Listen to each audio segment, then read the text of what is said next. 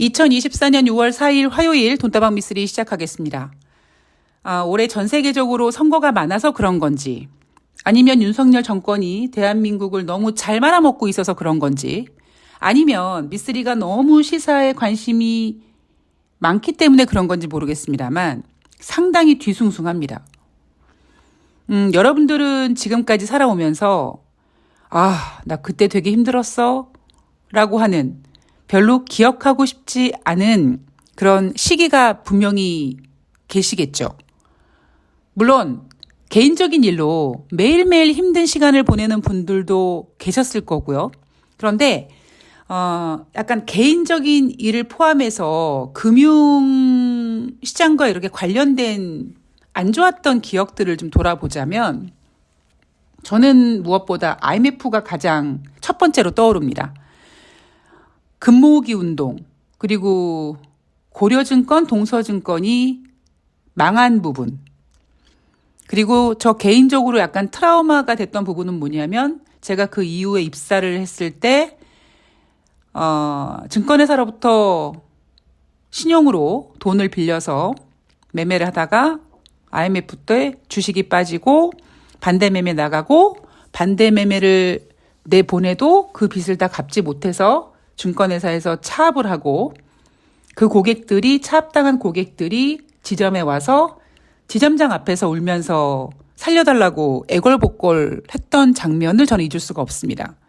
사실 개인적으로는요, 뭐 그때만 해도 물론 엄청난 그 취업의 어려움을, 그 바늘구멍을 뚫는 그 취업률을 성공했다라는 점, 그때 굉장히 취업하기 어려웠었거든요. 뭐 그런 부분은 힘들었습니다만, 우리 집 같은 경우에는 서울에서 살다가 이사를 인천으로 가면서 그 차액을 은행에다가 두고 그 은행에서 이자를 받아서 생활을 하다 보니까 IMF 때 이자가 꽤 높았고요. 그래서 오히려 우리 집은 이자 많이 주니 좋네? 약간 이런 분위기였었습니다. 그리고 뭐 우리 할머니 같은 경우에는 손녀딸이 이제 취업했으니까, 연봉 높은 증권사 취업했으니까 돈 벌어오겠네? 약간 이런 분위기였었거든요. 그리고 두 번째로 이제 기억나는 때가 2008년도 금융위기 때죠.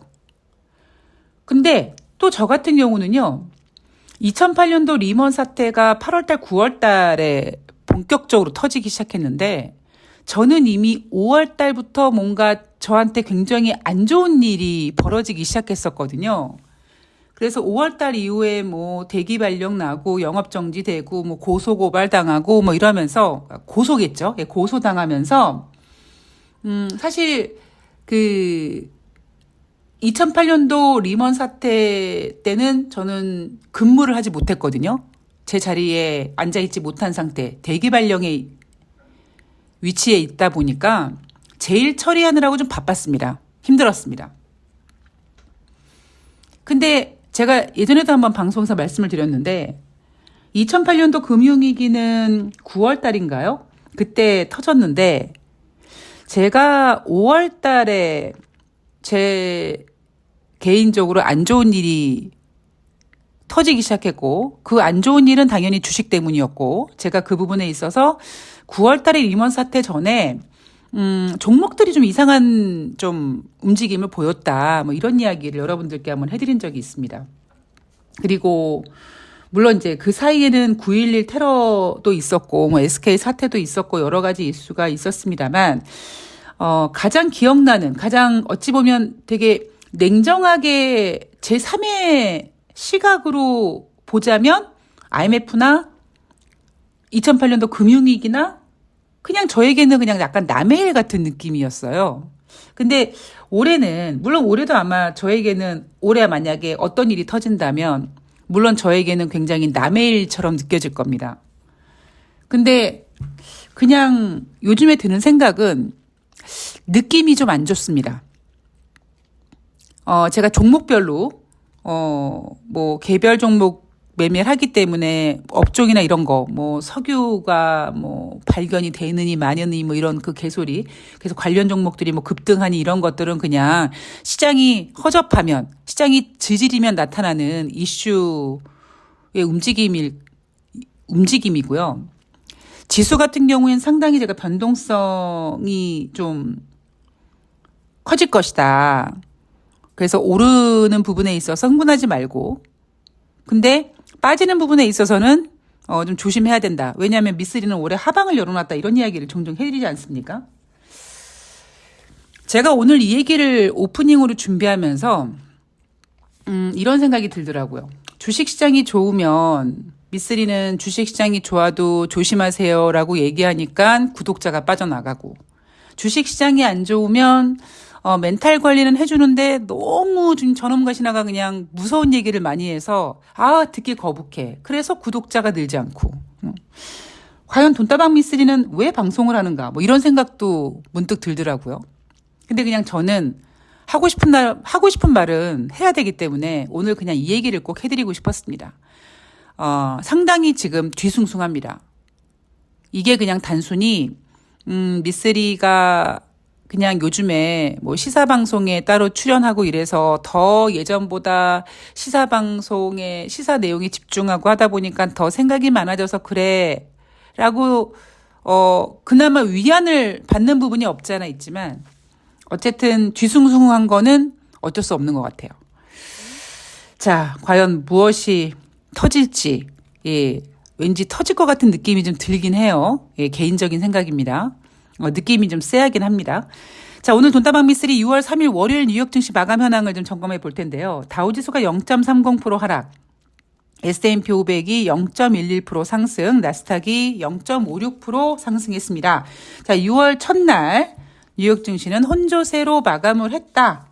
자, 경제 지표가 발표가 됐는데, 제가 일요일 날 이번 주에 ISM 그리고 S&P 글로벌에서 발표하는 제조업, 서비스업 PMI 지표가 발표가 되는데, 서비스업 PMI 지표는 제조업 PMI 지표보다 살짝 높게 나오는 경향이 있고, 최근 들어 2, 3개월 동안은 오히려 그동안 잘 나왔던 서비스업 PMI 지표가 조금 부진해지는 반면, 제조업 PMI 지표는 좀 회복되는 모습이 보여졌었다. 자, 그런데 제조업 PMI 지표가 회복되는 모습이 보여졌었어도 기준선 아래에 있었거든요.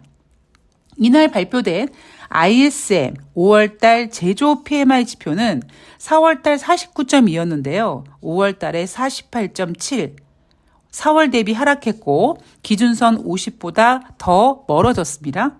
시장 예상치는 49.6, 그러니까 4월보다 0.4포인트 높게 나올 거라고 봤는데 오히려 예상보다 부진했습니다. 자, 그리고 4월달 건설 지출 전월 대비 0.1% 하락했고요. 애틀란타 연방은행이 2분기 GDP 경제성장률 추정치를 5월 31일 날은 2.7%로 예상했는데 이날 1.8%로 하향합니다. 당장 6월 3일 발표된 미국의 경제 지표만 보더라도 ISM 5월달 제조업 PMI 지표, 4월달 건설 지출, 그리고 2분기 GDP 경제 성장률도 5월 31일보다 부진한 예상이 나오면서 미국 경제는 연착륙이니 골디락스니 따위를 얘기할 수 없을 정도가 된 거죠. 요즘에 여러분 미국 경제 연착륙 얘기, 골디락스란 얘기 쑥 들어갔습니다. 단지 제가 일요일 방송에서도 말씀을 드렸듯이 국내 증권사 애널리스트들은 마치 딴 나라 얘기하는 것처럼 스태그플레이션을 얘기하지 않고 지금 주식시장이 인플레이션과 디플레이션 가능성이 동시 제기됐다, 뭐 이따위로 얘기를 해서 굉장히 투자자들을 혼란스럽게 만든다, 이 얘기를 제가 해드렸습니다. 그런 분위기 지금 여전히 국내 증시에서는 이어져 가고 있습니다. 여러분 정신 바짝 차리셔야 돼요. 제가 4월달, 5월달은 그냥 좀 바빴어요. 예. 개인적으로도 좀 바빴고, 그리고 뭐라 그럴까요? 조금, 연휴도 좀 있었고, 또 미쓰리 생일도 또 있었고, 이래저래 또 지인분들 또 이렇게 어르신분들 챙겨야 될 것도 있고 해가지고, 살짝, 4월달, 5월달은 약간 나사를 조금 풀어놨었거든요. 근데 제가 5월 하순부터는 지금 나사를 바짝 조입니다. 그래서 여러분들도 아시다시피 미쓰리가 웬간하면 새날 방송 출연하는 날, 그리고 월요일, 그러니까 뉴욕 증시가 열리지 않는 날은 방송을 하지 않지만 목요일날 새날 방송을 나가는 날일지라도 어떤 급박한 이슈가 있으면 방송을 하겠다라고 약속을 드렸고 최근 들어서 방송을 쉬지 않습니다. 그만큼 제가 지금 바짝 긴장하고 있다는 얘기거든요. 자, 이날 6월 3일 증시 이슈 같은 경우는요. 워렌 버핏의 버크셔 해서웨이가 이 주가가 99% 폭락한 것으로 표시됐다. 이 버크셔 해서웨이뿐만 아니라 일부 주식의 주가가 잘못 표시됐다. 이건 왜 그러느냐? 보안정보 프로세서 오작동에서 비롯된 거다라고 얘기하고 있고요. 지금 현재 미국 금리 선물 시장에서 9월달 금리 25bp 인하 확률 51.4%로 50%가 넘어갔습니다. 그리고 금리 동결 확률이 41%입니다. 자, 제가 여러분들께 시장은 금리 인하 가능성을 원하지만, 금리 인하를 원하지만, 금리 선물 시장에서 지금 25bp 금리 인하 가능성이 50%가 안 됩니다라는 얘기를 계속 해드렸잖아요. 근데 이날 5월달 ISM 제조업 지수, 4월달 건설 지출, 그다음에 2분기 GDP 성장률 추정치가 하향됐다라는 점, 즉 미국이 경기가 둔화되네? 그러면 금리를 인하하겠네? 그래서 금리 인하 가능성이 50%가 넘어갔습니다. 이번 주에 시장이 아기다리 고기다리고 있는 경제 지표는 바로 금요일 날 발표되는 미국의 고용 지표인데 이 비농업자 고용자 지수 같은 경우에는 지난 5월 달에 발표된 4월 달 비농업자 고용자 지수 17만 5천 명. 상당히 부진한 지표였어요. 그러면 아이고 경기가 안 좋네 라고 걱정을 했어야 되는데 이틀 전인 5월 1일 날 제롬 파월 연준 의장이 밑밥을 깔았죠. 금리 동결하면서 고용지표가 안 좋으면 금리를 인하할 것이다 라고 얘기하는 바람에 부진한 고용지표가 예쁘게 잘 포장됐습니다. 금리 인하하겠네 이런 식으로. 그리고 이번에 지금 예상되고 있는 5월 달 비농업자 고용자 지수 지금 예상치는 17만 8천 명 그러니까 4월 달보다 3천 명 정도 좀 높게 예상되고 있습니다. 이것도 상당히 지금 부진한 지표라고 볼 수 있어요. 자, 다시 말씀드립니다. 지금 시장에서는요. 올 연초에 여러분들이 들으셨던 올해 미국은 골디락스다, 연착륙이다 이따위 이야기 쑥 들어갔습니다. 올해 그런 얘기 했었나? 라고 여러분들이 궁금해하시면 제가 올 초에 그런 표현도 해드렸습니다. 여러분 왜 경착륙, 연착륙 타령을 하느냐. 자, 외우기 쉽게 착륙을 하는데 비행기가 착륙을 하는데 경박하게 막 좌우의 날개를 막 오른쪽 왼쪽 막 불안하게 떨어진다. 이게 경착륙이고 스무스하게 부드럽게 떨어지는 것이 연착륙인데 미국 경제는 둔화되고 있긴 한데 아주 부드럽게 스무스하게 둔화되고 있고 이거를 또 다른 표현으로 굉장히 뜨거웠던 차여서 마시기 어려웠는데 지금은 딱 마시기 좋을 정도의 온도가 됐다. 이따위로 포장을 했다. 그 이유는 대선 때문이다라고 얘기를 했습니다.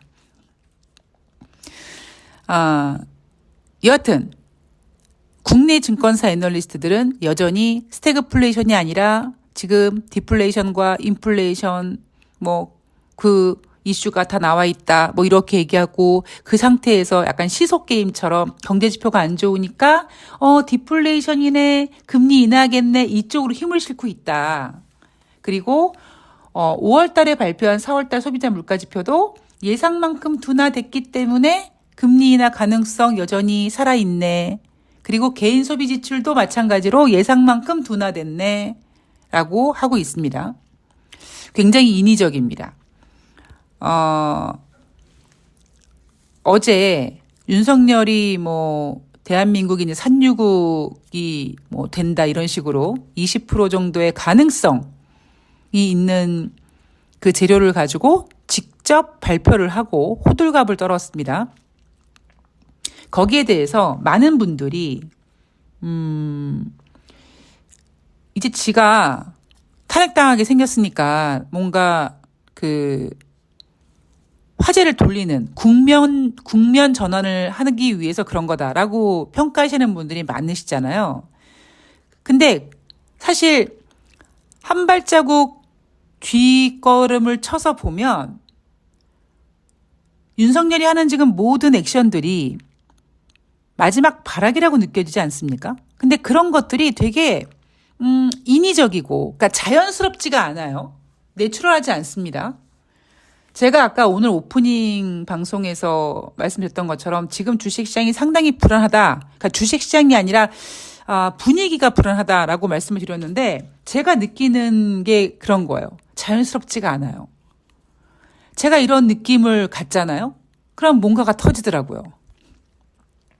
뭐 당장 뭐 내일 터진다, 모레 터진다 그건 아니지만 올해 조용히 그들이 원하는 뭐 연착륙이니 골디락스니 이런 게 아니라 미쓰리가 작년에 예상했던 여러분 올해 연준이 금리를 인하할 수밖에 없게끔 만들어지는 어떤 문제가 좀 생길 것 같습니다라고 예상했던 그 부분이 맞아떨어질 수 있을 것 같은 느낌이 듭니다. 제가 보고 있는 어떤 지표라든가 이런 것들을 보면 상당히 조심해야 되는 한 2, 3개월? 한 8월 정도? 8월 말 정도까지는 좀 바짝 긴장하고 집중해야 되는 그런 기간이 아닐까 싶습니다. 여러분들 절대 흥분하지 마시고요. 뭐 제가 굳이 이런 얘기 드리지 않아도 막 어제는 막 1% 거의 2% 가까이 막 상승하던 애가 오늘 코스피 막 다시 또 두 자릿수 이상 하락하고 장중의 변동성도 막 엄청나고 이거는 제가 굳이 말씀드리지 않아도 여러분들께서 지금 느끼고 계시죠? 예.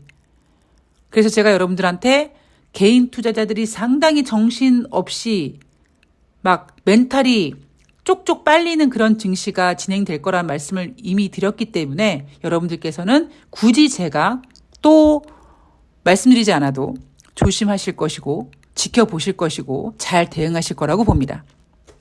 자, 어쨌든 여러분들 좀 분위기가 좀 안 좋으니까요. 예, 좀 잘 대응하시고 잘 이겨내시기 바랍니다. 저는 다음 방송에서 내일 방송에서 또 찾아뵙도록 하겠습니다. 고맙습니다.